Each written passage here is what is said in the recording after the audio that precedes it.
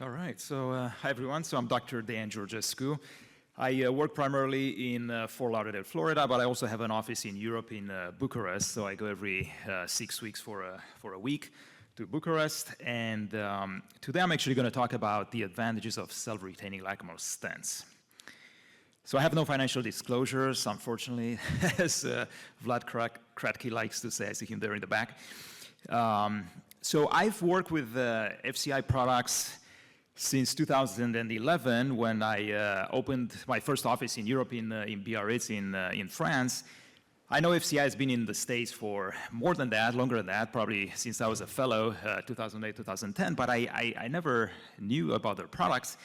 And when I opened this office in Biarritz, and I went to the OR coordinator, and I said, you know, I want these implants, these stents from the States. He said, hey, do you want to try our local company? We have this great company called FCI that we work with.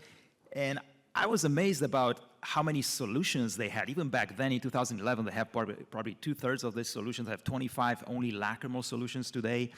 And FCI has worked with many great surgeons from France and international, like Dr. Goldberg here. And they have all these great solutions for very specific problems. Now, obviously, the most commonly used, at least in my practice, because of pathology, the incidence of different pathologies, are the Ophtacath for kids, the Bica for DCR, the stop-loss Jones tube, and then I really like the silicone orbital implant because I do 99% eviscerations instead of enucleations.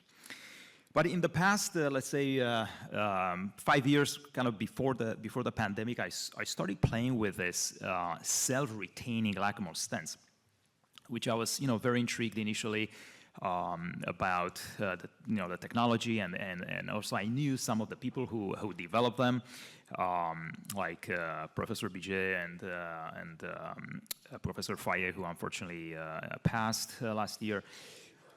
So this stents have the advantage that you don't have to suture them, you don't have to retrieve them through the nose, so they can make your surgery go faster, be more effective, and sometimes they do offer more comfort for the patient. So I'm going to start with the self-retaining Bicanaliculus Intubation Set II, which was devised by Dr. Biget, and this is, at least in my practice, I use it mainly for breast cancer patients that are on a Taxotere or paclitaxel that develop this punctal and canalicular stenosis. So as soon as they start having any issues, I place this in the office, usually with my loops. You can do it with a slit lamp, local anesthesia, or just a little block, anterior etmoidal block. And you can have a little video here. This is one more patient. So the set comes with a dilator that allows you to dilate all the way through the. We can turn the sound off if possible. So you can dilate all the way through the Bicanaliculus, upper and lower eyelid, and then you can, as you see, you can insert the stent. So it's preloaded, has 2 inserters, one for the upper, one for the lower eyelid. It's very easy to pass through the common canaliculus and the valve of Rosemuller. You go straight into the lacrimal sac, and because it has this angled flanges at the end, it will easily stay inside the sac. So in addition to patients on Taxotere or paclitaxel, you can use it for adenoviral conjunctivitis. I've used on a number of patients with good success, temporarily for patients with allergic conjunctivitis. And the silicone wings at each end do ensure the stability of the lacrimal stent. However, if the patient puts the finger in the corner of the eye and they start rubbing the eye, they can come out. So you have to educate the patient to be very careful not to touch the eye, especially the corner of the eye. They do come in different lengths. So you have an inserter, and you have a sizer that you can use prior to insertion to measure, and this way you can select the appropriate length stent. But you can see they come out very easily. You don't have to use any forceps to place them in the lacrimal sac. And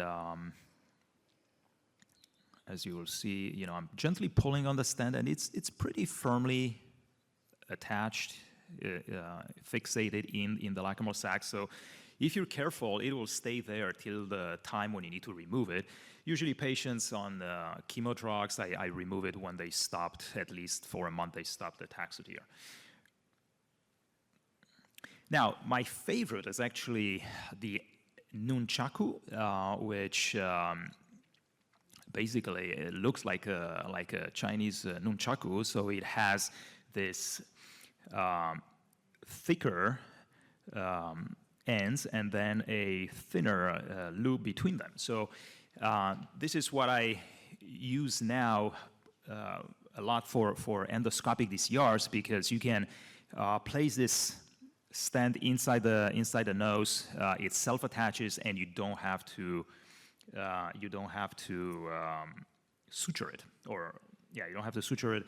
Very easy to remove. So this video shows the placement. Basically, the same comes preloaded. After you finish your endoscopic DCR, you can place it directly through the upper lower canaliculi. Now, the thicker part of the stent will stay inside the new osteotomy and inside the nose, and will be prevented from coming out by the common canaliculus.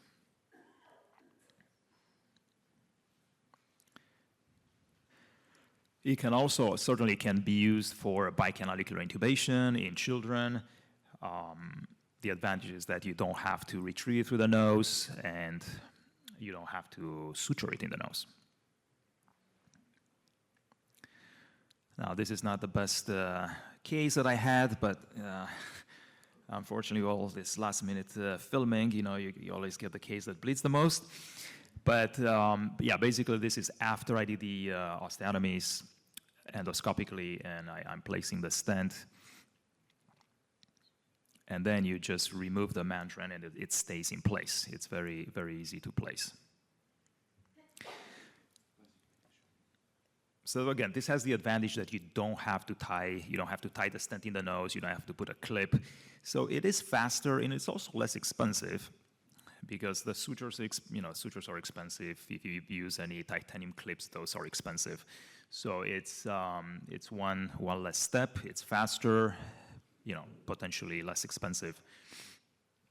And removing the stents, I personally do it the same way I do with any other stents. I cut it at 6 weeks in the office, and then the patient blows their nose, and it just comes out. I do have an endoscope in the office. If sometimes, let's say it's stuck, I can, gently retrieve it with a forceps, but 99% of the time it just comes out when the patient blows their nose. I don't like pulling it back through the eyelid. But there's a stent. It's pretty stable, and it's pretty fast to do.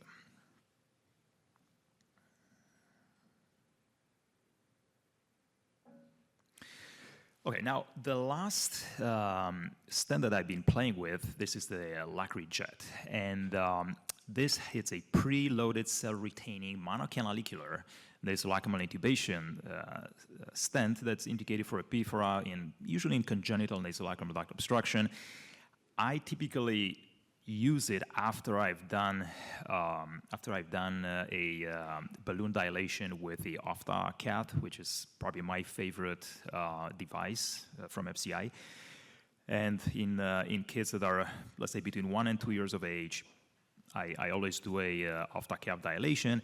And if I feel they have any strictures in the nasolacrimal duct, I also place a stent. And now let's see if I can go back.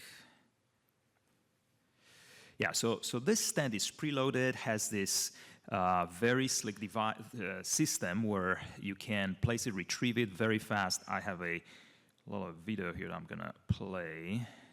Let's see. This is not my video. It's the one from FCI. You can see it on YouTube. That Bruno Faya has made. Start by dilating the punctum. Insert the sizer. Search for bony contact. Perform a 90-degree rotation and vertical catheterization. Insert a second, wider lacrimal probe with a blunt tip. Steer it very gently through the inferior nasal meatus until metal-to-metal contact is achieved. Select the appropriate LacriJet length using the black marks on the sizer. Performing these first steps will contribute to a successful outcome. Insert the LacriJet into the punctum and through the canaliculus. Search for bony contact. Perform a 90-degree rotation and vertical catheterization until the nasal fossa is reached.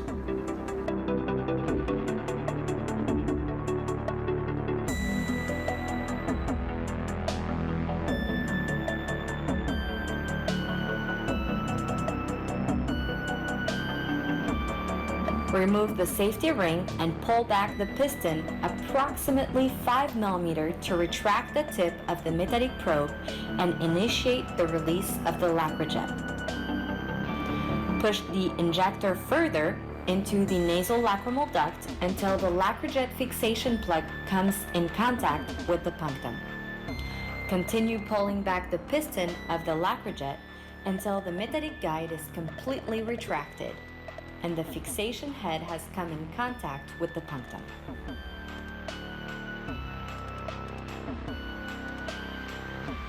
Okay, we can go back to the PowerPoint.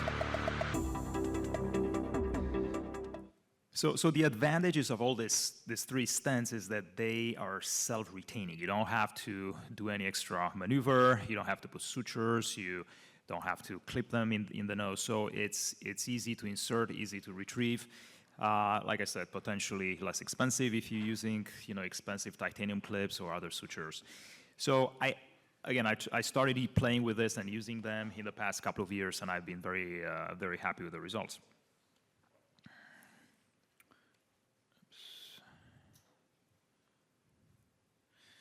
So just to summarize the advantages of the self-retaining stents, they do decrease surgical time, they decrease surgical cost. The procedure is more streamlined, it's faster to learn, you don't have to retrieve the stent through the nose, there's no need for knots or titanium clips. And also, as in the case of the LacriJet, you can do a monocanalicular intubation with similar success rates in those cases where you have only one canaliculus to play with.